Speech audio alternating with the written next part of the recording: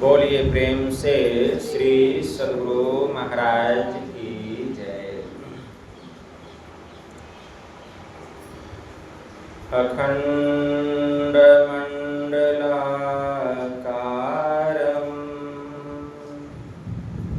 व्याप्तं येन चराचरं तत्पदं दर्शितं येन तस्मै श्री गुरुवे नमः। गुरुबिनु ज्ञान न उपजे, गुरुबिनु मिले न भेव, गुरुबिनु संशय न मिटे। जय जय जय गुरुदेव, जय जय जय गुरुदेव। श्री सद्गुरु महाराज की जय। अव्यक्त रूप में परमाराध्य संत सद्गुरु महाराज के पावन कमल चरणों में बारंबार नमन। आदरणीय सत्संग प्रेमी गुरुजनों, भक्तिमती माताओं एवं धर्मशिला बहनों, यह संत मत का सत्संग है और इस संत मत के सत्संग के द्वारा ज्ञान योग युक्त एकमात्र ईश्वर भक्ति का संदेश दिया जाता है, उपदेश दिया जाता है। प्रत्येक प्राणी मात्र को बोध कराया जाता है कि ज्ञान क्या है, योग क्या है, भक्ति क्या है, जीव क्या है, माया क्या है, ब्रह्म क्या है। इन सभी रहस्यमयी बातों का ज्ञान सत्संग के माध्यम से यह जो जीव अबोध बना हुआ है, सत्संग श्रवण करते करते एक दिन वह सुबोध और परम ज्ञानी हो जाता है। अभी संत स्तुति और गुरु वंदना से पाठ का शुभारंभ हुआ। हम लोगों ने अति ही मनोयोग पूर्वक भक्ति युक्त ढंग से पाठ का श्रवण किया। तत्पश्चात श्री रामचरितमानस सार सटीक सप्तम सोपान उत्तर कांड से भी हम लोगों ने पाठ का श्रवण किया। पाठ के क्रम में हम लोग दुर्जनों के स्वभाव के संबंध में सुन रहे थे कि दुर्जन का मतलब असंत का स्वभाव कैसा होता है। भूल करके भी उनकी संगति नहीं करनी चाहिए। संगति जब भी करनी चाहिए संतों की संगति करनी चाहिए। एक घड़ी आधो घड़ी आधो में पुनियाद, कबीर संगत साध के हरे कोटि अपराध। कबीर संगत साध के जौ की भूसी खाए, अखीर खार भोजन मिले, साकट संग न जाए। मतलब एक घड़ी अगर संतों की संगति नहीं हुई तो आधा घड़ी नहीं हुई तो आधों में पुनियाद, उसमें भी आधा, ठीक है ना। अगर इतना क्षण भी संतों की संगति हो जाती है, हमारे जीवन में सत्संग मिल जाता है, तो करोड़ों अपराध परमात्मा हमारा हरण कर लेते हैं, करोड़ों अपराधों को हरण कर लेते हैं। इसलिए संत कबीर साहब ने कहा, कबीर संगत साधु की जौ की भूसी खाए, अखीर खार भोजन मिले, साकट संग न जाए। अगर बहुत सुंदर सुंदर मेवा मिष्ठान खीर पूरी रंग बिरंग का 56 भोग मिल जाए, लेकिन दुर्जनों की संगति नहीं करनी चाहिए। लेकिन अगर जौ की भूसी खाकर रहना पड़े और संतों की संगति मिल जाए तो संतों की संगति कर लेना चाहिए, संतों की संगति कर लेना चाहिए। इसलिए हमारे परमाराध्य कहने की कृपा किए कि सब संतन की बड़ी बलिहारी, सब संतों की बलिहारी। क्योंकि संत जो होते हैं सब एक होते हैं, कोई बड़े और कोई छोटे नहीं होते। बहुत लोग कहते हैं ये बड़े हैं, ये उच्च कोटि के हैं। संत जितने हो गए, जिसमें संत लग गया वे सब एक हो गए। संत संत सब ही बड़े, जो पुख्ता की खेत, अब कोई कुदरती लाल है, अब कोई श्वेत का श्वेत। मतलब संत कबीर साहब कहते संत संत सब ही बड़े, जितने महापुरुष हो गए सब बड़े हैं। लेकिन अंतर क्या है? अंतर क्या है? तो संत कबीर साहब ने कहा कोई कुदरती लाल है, कोई ऊपर से ही लाल बन करके आए हैं। कोई कुदरती मतलब परमात्मा के तरफ से ही लाल बन करके आते हैं, और कोई यहाँ आ करके लाल बनते। क्या समझे? कोई ऊपर से ही लाल बन करके आते हैं, और कोई यहाँ लाल बनते हैं। लेकिन संत तो सब एक है, जे पहुँचे ते कही गए, तिनकी एक ही बात, सब सयाने एक मत, तिनकी एक ही जात। जाति पाति पूछे नहीं कोई, हरि को भजे सो हरि को कोई। इसलिए संतों की संगति करना चाहिए, संतों की संगति करना चाहिए। लेकिन संतों की संगति तो करना चाहिए, लेकिन सबको संतों की संगति मिलती नहीं है,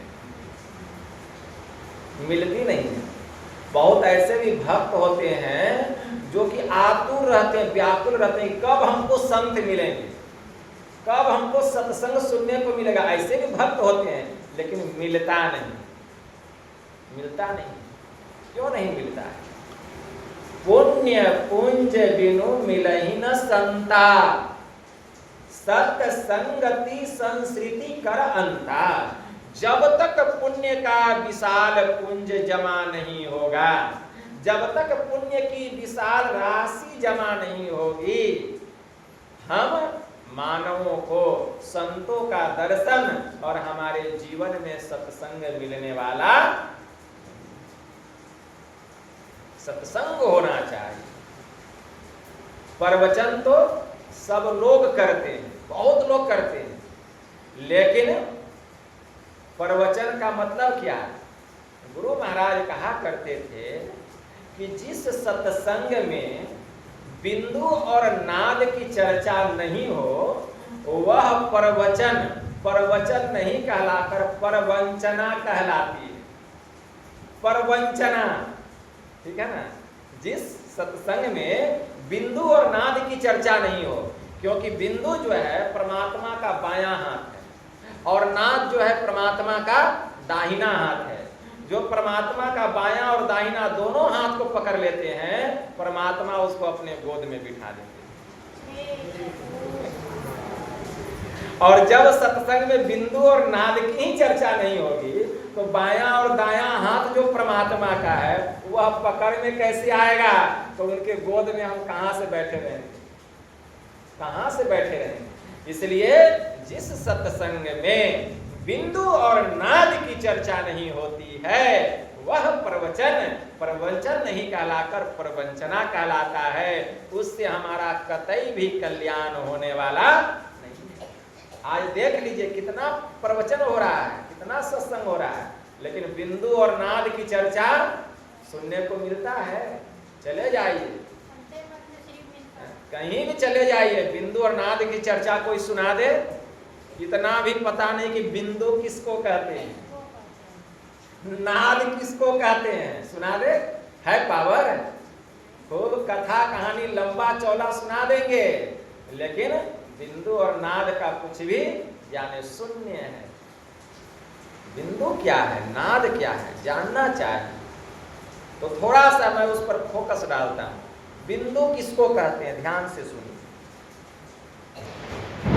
बिंदु वह महीन से महीन चिन्ह, वह महीन से महीन चिन्ह, समझ रहे हैं हम क्या कह रहे हैं? वह महीन से महीन चिन्ह जिसका स्थान है लेकिन परिमाण नहीं है, उसको बिंदु कहते हैं। बिंदु किसे कहते हैं? वह महीन से महीन चिन्ह जिसका स्थान है लेकिन परिमाण नहीं है। परिमाण मतलब उसमें न लंबाई है न चौड़ाई है, न मोटाई है, न गहराई है, न ऊंचाई है, उसी को हम लोग बिंदु कहते हैं। अगर पेंसिल के महीन नोक से, पेंसिल के एकदम महीन नोक से अगर एक कोरा कागज पर उस पेंसिल को केवल सटाया जाए तो जो बिंदु प्रकट होगा उसमें भी कुछ न कुछ मोटाई हो जाएगा, उसमें भी कुछ न कुछ मोटाई हो जाएगा, गहराई ऊंचाई हो जाएगा। इसीलिए वह बिंदु महीन से महीन पेंसिल के नोक से कागज पर प्रकट नहीं किया जा सकता। तो बाहर में जो बिंदु है वह तो काल्पनिक बिंदु है, वह वास्तविक बिंदु नहीं है, वह वास्तविक बिंदु नहीं है, ठीक है ना, वास्तविक बिंदु नहीं है। और बिंदु को जानने के पहले हमको रेखा को जानना पड़ेगा, रेखा को जानना पड़ेगा, क्योंकि दो रेखाओं का मिलन स्थान एक बिंदु कहलाता है। ध्यान से सुनिएगा, दो रेखाओं का मिलन स्थान एक बिंदु कहलाता है। अब प्रश्न उदित होता है, रेखा किसे कहते हैं? तो हम रेखा गणित में पढ़ते हैं कि जिसमें केवल लंबाई हो, मोटाई चौड़ाई गहराई कुछ भी नहीं हो, जिसमें केवल लंबाई हो उसी को हम रेखा कहते हैं। और दो रेखाओं का मिलन स्थान बिंदु कहलाता है। तो पेंसिल के बारीक नोक से एक कोरा कागज पर एक खड़ी रेखा खींची जाए तो उस रेखा में भी कुछ न कुछ मोटाई गहराई हो जाएगा। इसलिए रेखा भी पेंसिल के बारीक नोक से बाहरी कोरा कागज पर नहीं खींचा जा सकता। तो बाहर की जो रेखा है वह काल्पनिक रेखा है, वह वास्तविक रेखा नहीं है। तो वास्तविक रेखा है क्या? क्योंकि जब तक दो रेखाओं का मिलन नहीं होगा बिंदु प्रकट नहीं होगा। दो रेखाएं जहां जाकर के मिलती है वहां जो चिन्ह प्रकट होता है उसी को बिंदु कहते हैं। तो बाहर में ऐसा रेखा नहीं बनाया जा सकता। तो अब मन में जिज्ञासा होता है कि वह रेखा क्या है, वह बिंदु क्या है? तो वह रेखा जो है हमारी आंख से निकलने वाली दृष्टि की धार, हमारी आंख से निकलने वाली दृष्टि की धार है। आप रेखा की परिभाषा सुने कि रेखा किसे कहते हैं? जिसमें केवल लंबाई हो। आप पेंसिल से कितना लंबा रेखा खींचेंगे? कितना लंबा? इस आंख से निकलने वाली जो दृष्टि की धार है इसी को रेखा कहा गया। इस दृष्टि से हम चंद्रमा को देख लेते हैं, सूर्य को देख लेते हैं, सितारों को देख लेते हैं। कितनी लंबाई है? इस दृष्टि में कितनी लंबाई है? इतना बड़ा कोई रेखा खींच लीजिएगा धरती से लेकर सूर्य तक का, लेकिन इसमें मोटाई चौड़ाई गहराई कुछ भी नहीं है, केवल लंबाई है। इस कारण हम आंख को तो देख लेते हैं लेकिन आंख से निकलने वाली जो दृष्टि की धार है उसको नहीं देख पाते। देख पाते हैं? आंख को देखते हैं लेकिन आंख से निकलने वाली जो दृष्टि की धार है उसको नहीं देख पाते हैं। लेकिन दृष्टि आंख को नहीं कहते हैं, ये सोचने की बात है। दृष्टि आंख को नहीं कहते हैं बल्कि आंख में जो देखने की ताकत है, जो शक्ति है, उसी को दृष्टि कहते हैं। किसी को देखे होंगे, कोई अंधा है, उसका दोनों आंख दिखाई देगा, लगता है कि देख रहे हैं लेकिन उसकी नाड़ी सूख गई है, उसको कुछ नहीं दिख रहा है। तो क्या दृष्टि आंख को कहा गया? आंख तो है लेकिन दिखाई नहीं दे रहा। वो दृष्टि किसको कहा गया? आंख में जो देखने की शक्ति है उसी को दृष्टि कहते हैं। और इतना वो सूक्ष्म है, इतना बारीक है कि वह दिखाई नहीं देता है। लेकिन इसी दृष्टि से सूर्य चंद्रमा सितारों को हम देख लेते हैं। तो दोनों आंख से निकलने वाली जो दृष्टि की धार है इसी को रेखा कहा गया। अब दो रेखाओं का मिलन स्थान क्या होता है? एक बिंदु कहलाता है। यह मैं ब्रह्म विद्या बतला रहा हूं, ब्रह्म ज्ञान। लेकिन हम रेखा गणित में यह भी पढ़ते हैं कि समांतर रेखाएं जो होती है वह आपस में कभी मिलती नहीं। बहुत लोग हमको कहते हैं बाबा यह ज्ञान क्या सुनाते हैं, घास करने वाला खुरपी चलाने वाला उसको समझ में आएगा? ये जो ज्ञान सुनाते हैं सबको समझ में नहीं आएगा। तो हम कहें अगर हम यही जान ले कि समझ में नहीं आएगा और नहीं सुनाए तो वह कभी नहीं समझेगा। कभी समझेगा? अगर हम ये बहुत लोग हमको कहते हैं बाबा क्या आप जो है आपका हमेशा जो ट्रेन है वही पटरी पर चला जाता है, तो हम कहें कि अगर हम नहीं सुनाए नहीं समझ में आएगा और नहीं सुनाए आप भी नहीं सुनाइए तो वो तो हमेशा अज्ञानता में ही डूबा रहेगा, ज्ञान कहाँ से होगा। लेकिन अगर सुनाएंगे सुनते सुनते सुनते सुनते उसको समझ में आने लगेगा और जब समझ में आएगा तो वह विषय से निर्विषय की ओर जाएगा, मतलब वह संसार से परमार्थ की ओर जाएगा, ईश्वर की भक्ति की ओर जाएगा। सुनते सुनते ना बहुत गहरा विषय गूढ़ विषय है, गूढ़ विषय। आप चले जाइए सुनने को नहीं मिलेगा यह ज्ञान जो मैं बता रहा हूं, सुनने को नहीं मिलेगा। तो हम रेखा गणित में पढ़ते हैं कि समांतर रेखाएं आपस में कभी मिलती नहीं है। अच्छा इतना जो बात हम बताएं तो क्या समझ में नहीं आया? हम जो अभी इतनी बात बताएं समझ में आया कि नहीं? समझ में आया। जो नहीं समझे होंगे धीरे धीरे समझ जाएंगे। तो समांतर रेखाएं जो है वह आपस में कभी मिलती नहीं है। तो समांतर रेखा कहते किसको है? आमने सामने की रेखा। जैसे एक रेखा हम कागज पर खींचे और उसी के सामने दूसरा रेखा खींच दिए तो समांतर मतलब एक दूसरे के समांतर।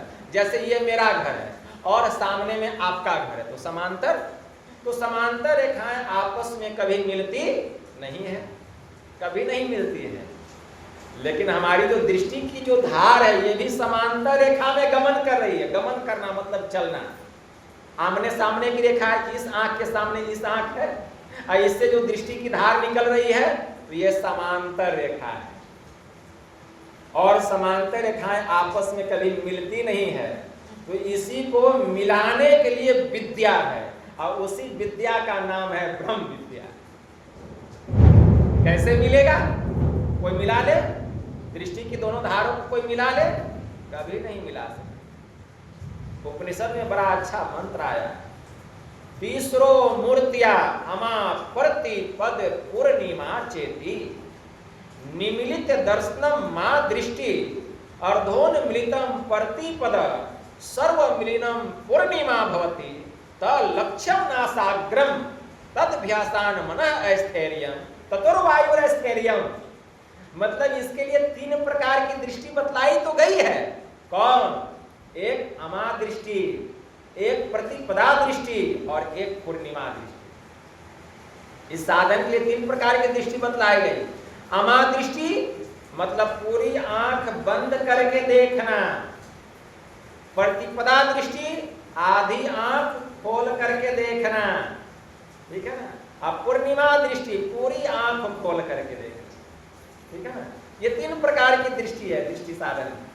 लेकिन इन तीनों में अमा दृष्टि जो है वह सबके करने लायक है, वह निरापद है, सबके करने लायक है। और जो प्रतिपदा दृष्टि है पूर्णिमा दृष्टि यह निरापद है, ठीक है ना, सबके करने लायक नहीं। यह सापद है, सबके करने लायक नहीं है। इसलिए अमा दृष्टि में रह करके हमें दृष्टि साधना करनी चाहिए, मतलब अभ्यास करना चाहिए। तो अमा दृष्टि में रह करके अगर दृष्टि के दोनों धारों को एक करना है तो अमा दृष्टि में दृष्टि साधन करना चाहिए। अमा दृष्टि मतलब दोनों आंख बंद करके। अब दोनों आंखों को हम बंद कर लेंगे। अब दोनों आंखों को जब बंद करेंगे तब क्या करेंगे?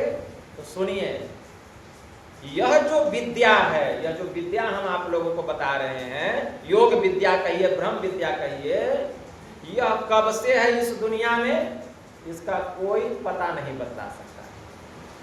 यह कब से है?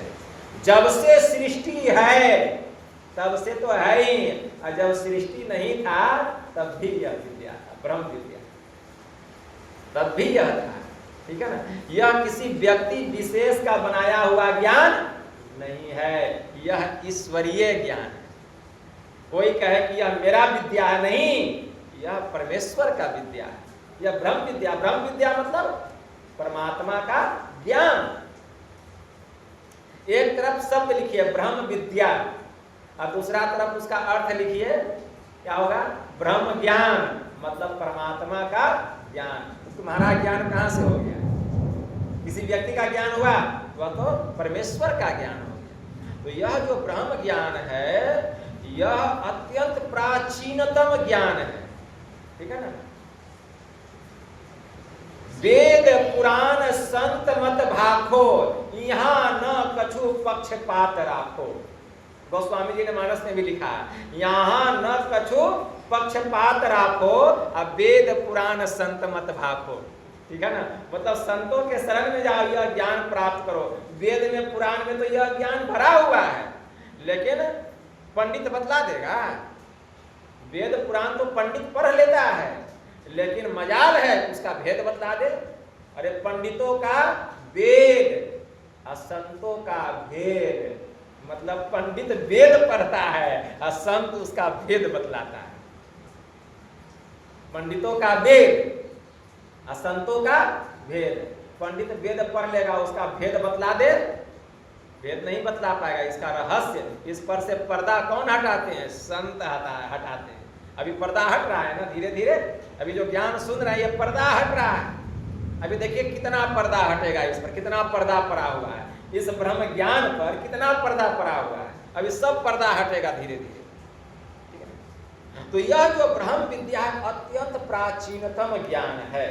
ठीक है ना, कहा जाता है कि भगवान शिव जी के पास से यह ज्ञान निकला। भगवान शिव के पास से यह ब्रह्म विद्या निकला। जब शिव जी के पास से निकला तो शिव का मतलब भी समझना पड़ेगा।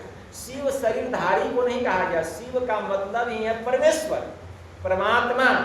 ठीक है ना, निर्गुण निराकार से भी जो परे की सत्ता है, जो परम तत्व है, उसी को शिव कहा गया। इसीलिए उपनिषद में मंत्र आया है। उपनिषद में मंत्र क्या आया है? उपनिषद में मंत्र आया है कि हम बाहर की ओर क्यों चल रहे हैं, हम अपने भीतर की ओर चलें। ठीक है ना, अपने भीतर की ओर चलें, क्योंकि तीर्थे दाने जपे यज्ञ काष्ठे पसानके सदा शिवम पश्यति मूढ़ात्मा शिवे देहे प्रतिष्ठिते।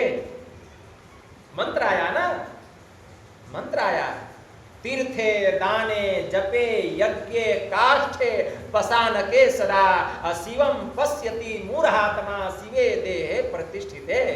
मतलब वह जो शिव है वह हम सबके भीतर में है, वह जो परमात्मा है। लेकिन अज्ञ जन मतलब अज्ञानी लोग उस शिव को, मतलब उस परमात्मा को तीर्थ में, दान में, जप में, यज्ञ में, काष्ठ में, पाषाण में उस परमात्मा को खोजते हैं। लेकिन वह परमात्मा शिव तो हम सबके भीतर में। सिद्ध हो गया। इस पर से पर्दा कौन उठाए? संत उठाए। पंडित कभी उठाएगा?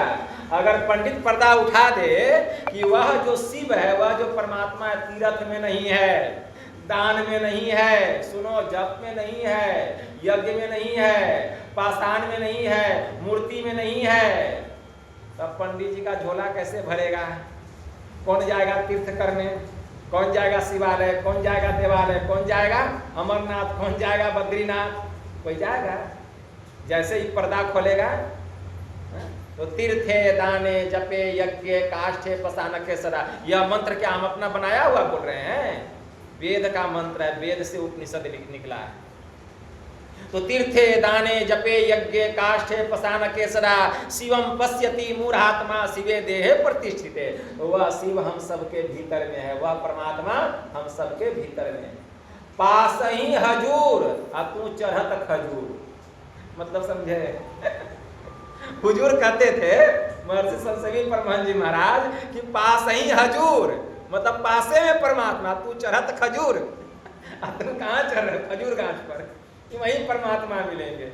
अरे है नियरे सूझत नाही अलियानत ऐसो जिंद, तुलसी या संसार को भयो मोतिया बिंद।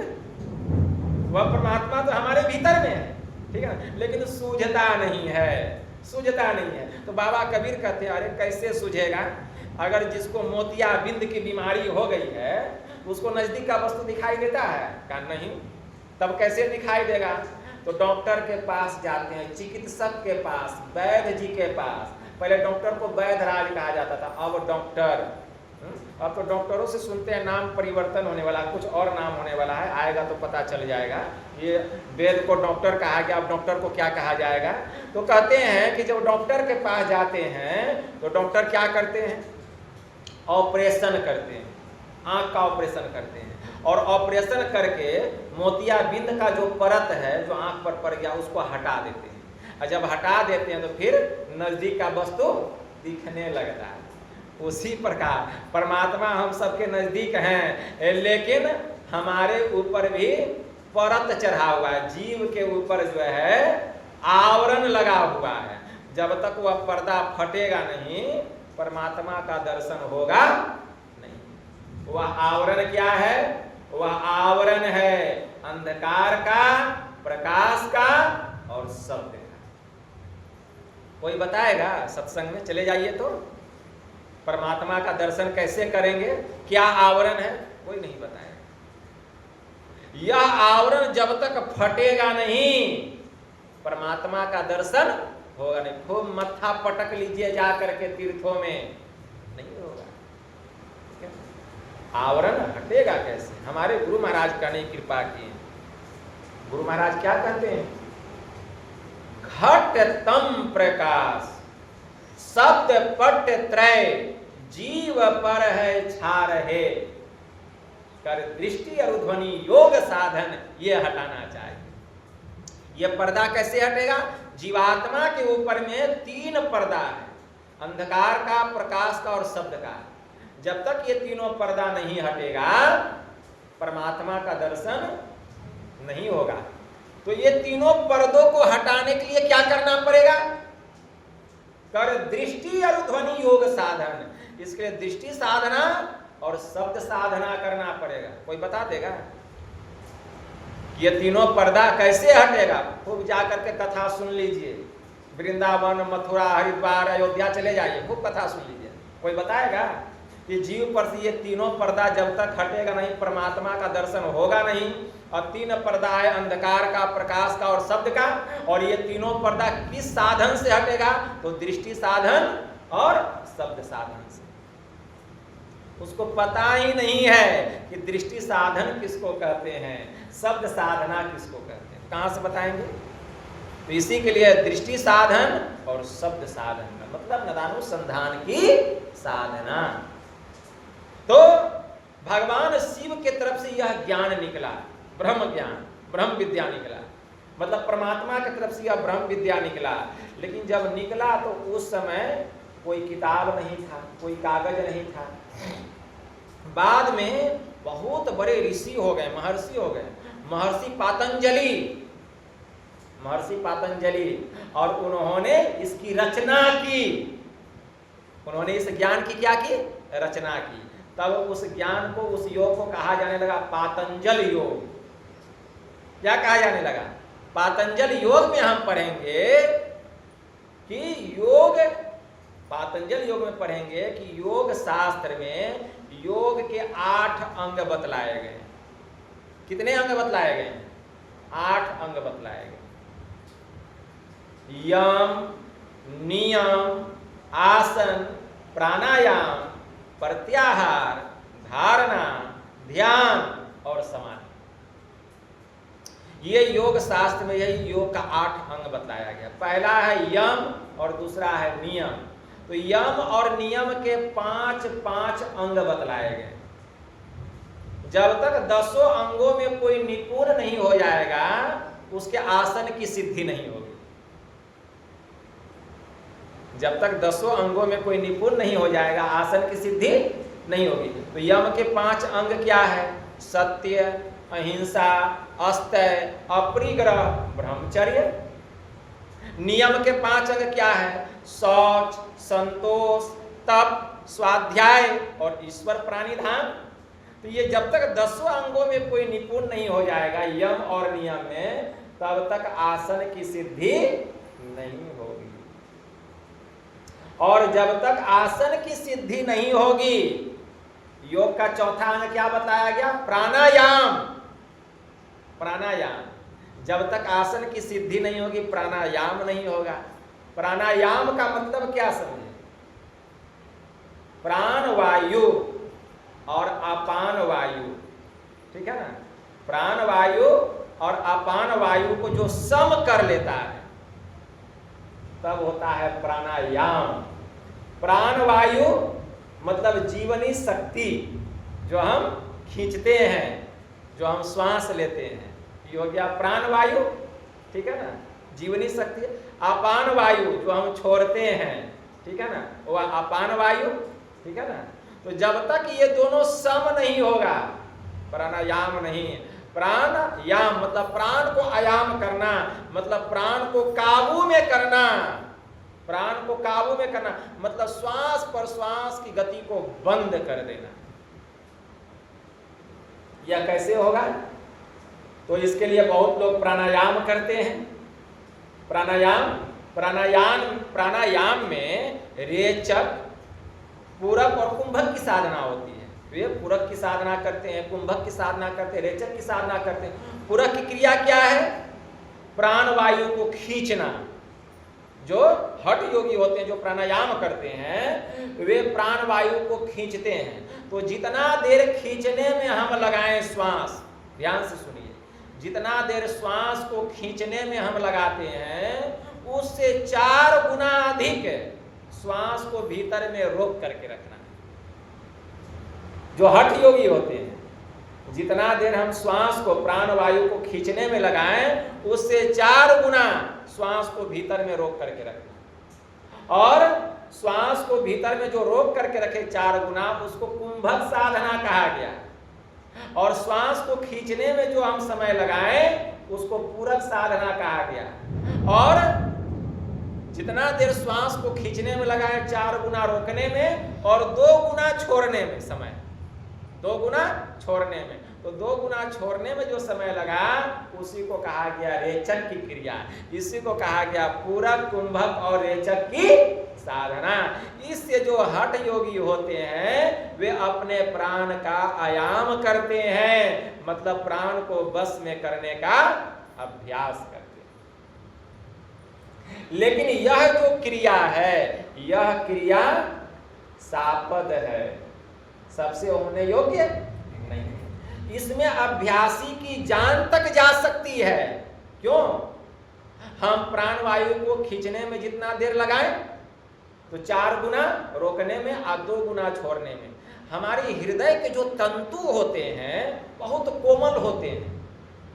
हमारे हृदय के जो तंतु होते हैं बहुत कोमल होते हैं। जो नलिकाएं होती है, जो वाहिनियां होती है, जो नलिकाएं होती है बहुत कोमल होती है। कभी कभी ऐसा होता है कि श्वास छोड़ने में रोक करके रखे हैं 4 गुना, तो छोड़ने में तो तेज गति से सांस निकलेगा, तो उससे हृदय के तंतु जो है वो फट सकता है और इससे अभ्यासी की जान तक जा सकती है। इसलिए यह क्रिया सापद है, सबसे होने योग्य नहीं।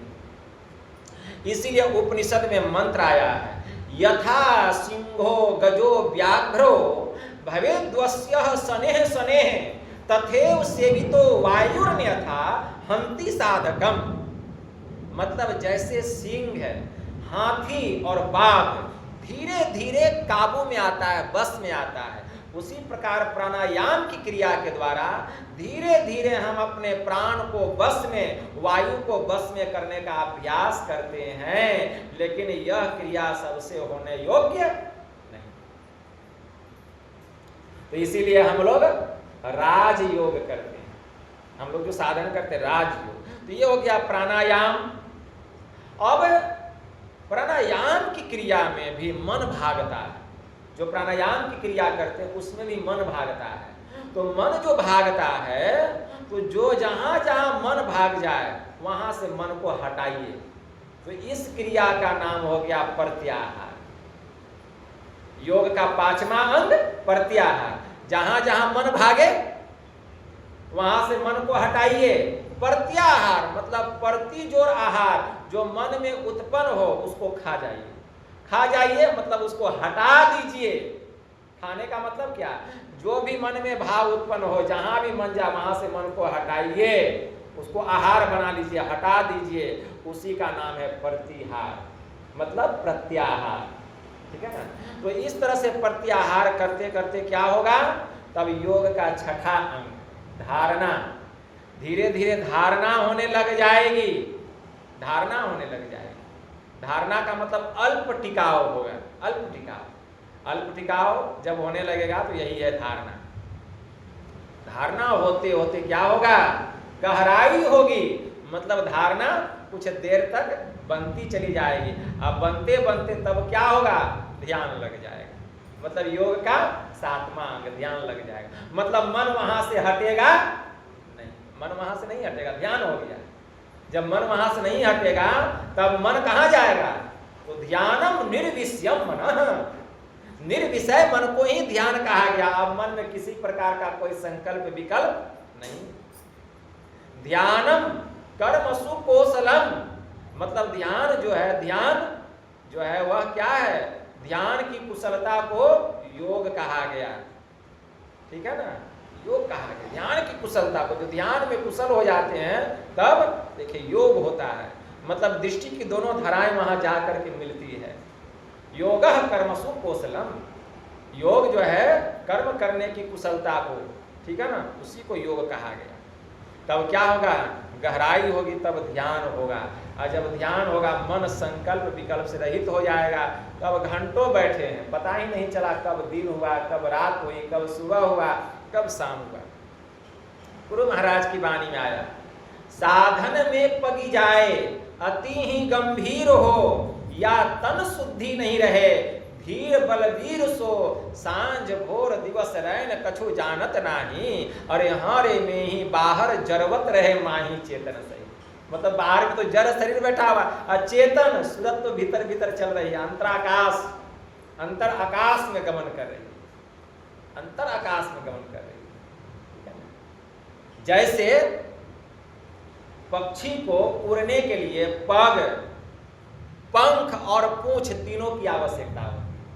पक्षी देखे हैं, चिड़िया, चिड़िया को उड़ने के लिए पग मतलब पैर, पंख और पूंछ तीनों की आवश्यकता होती है। अगर तीनों में से एक का भी अभाव हो जाएगा, चिड़िया आकाश में नहीं उड़ पाएगी। उसी प्रकार साधक भी अगर गगन आकाश में अंतर्गामिनी बनना चाहता, अगर हम भी अंतर आकाश में उड़ना चाहते हैं तो ज्ञान योग युक्त हमको भक्ति करना पड़ेगा। तब हम भी गगनगामिनी हमारी सूरत आकाश में उड़ना शुरू कर देगी। देखिए सूरत कैसे आकाश में उड़ती है। गुरु महाराज की वाणी में आया, दौ नैन नासा मध्य सन्मुख, सुई अग्र दर ले लही, तम फटे ज्योति भरे, तब आकाश की तू सैर कर। तब आकाश का सैर, तो अंधकार ही नहीं फटा है, आकाश का सैर कहां से करेंगे? जहां जाना चाहेंगे चले जाएंगे। किसके घर में क्या हो रहा है देख लेंगे, कहां क्या हो रहा है देख लेंगे, कौन क्या कर रहा है देख लेंगे। लेकिन जो संत महात्मा होते हैं संसार में अपनी दृष्टि नहीं लगाते हैं। वो उनका तो लक्ष्य परमात्मा है, वहां जाना है। हमको किसी के घर थोड़ी जाना है, हमको दिल्ली अमेरिका थोड़ी जाना है। कौन क्या कर रहा है, हमको कहाँ जाना है? परमात्मा के पास जाना है। ठीक है, तब ज्ञान योग युक्त ईश्वर की भक्ति करने से हम भी अपने अंतर रूपी आकाश में उड़ान भरने लगेंगे। हमारी सूरत जो है गगनगामिनी हो जाएगी, ब्रह्मांड की सैर करेगी, आकाश की तू सैर कर। तब देखिए क्या आनंद है। वह आनंद संसार में है, सुख है। संसार के सुख को भूल जाएं। संसार का सुख सूखे हुए सर्प के समान दिखाई देगा, सूखे हुए तृण के समान दिखाई देगा। यह जब ज्ञान होने लगेगा, यह है ध्यान, इसको कहा गया ध्यान। और जब ध्यान होते होते तब क्या होता है, समाधि लग जाता है। समाधि योग का 8वां अंग, मतलब इसके बाद अब कुछ नहीं। जिसको समाधि लग जाएगी वह निर्वाण को प्राप्त कर लेगा, मतलब वह ब्रह्म में मिल करके ब्रह्म ही हो जाएगा, वह परमात्मा को प्राप्त कर लेगा, ब्रह्म स्वरूप हो जाएगा। अब उसको करने के लिए कुछ भी नहीं बचा, समाधि लग गई उसमें। तो यह योग का 8 अंग बतलाया गया। तो एक एक करके स्टेप बाय स्टेप थोड़ा थोड़ा व्याख्या हम आप लोगों को सुनाएं। अगर ये हम नहीं सुनाएंगे तो आप लोगों को ज्ञान कैसे होगा? हम खूब राजा रानी का कहानी सुना दें तो उससे क्या होगा? ये ज्ञान जो सुने तो जीव के भीतर में संस्कार जगा, जीव के मन में वैराग्य हुआ, ज्ञान हुआ। अब मन में प्रेरणा होगी जीव की कि नहीं, हम भी यह काम करेंगे, हम भी यह काम करेंगे। घर जाएंगे, यहाँ से शाम का समय हो गया, बाबा ऐसी ऐसी बात सुना रहे थे, अच्छी अच्छी ज्ञान ध्यान की बात, पैर हाथ धोएंगे। तो जिज्ञासा कैसे हुआ? सुनने के बाद ना। नहीं सुनते तो जिज्ञासा होता, नहीं सुनते तो ज्ञान जगता। पैर हाथ धोएंगे, अब बैठ जाएंगे ध्यान करने। जो आदमी एक समय भी ध्यान नहीं करता था वह ध्यान करने बैठ गया तो समझिए मेरा यह जो ज्ञान सुनाना सार्थक हो गया,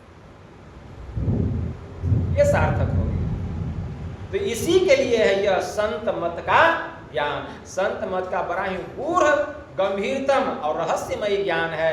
इस ज्ञान पर से पर्दा उठाना बहुत जटिल है, बहुत कठिन है।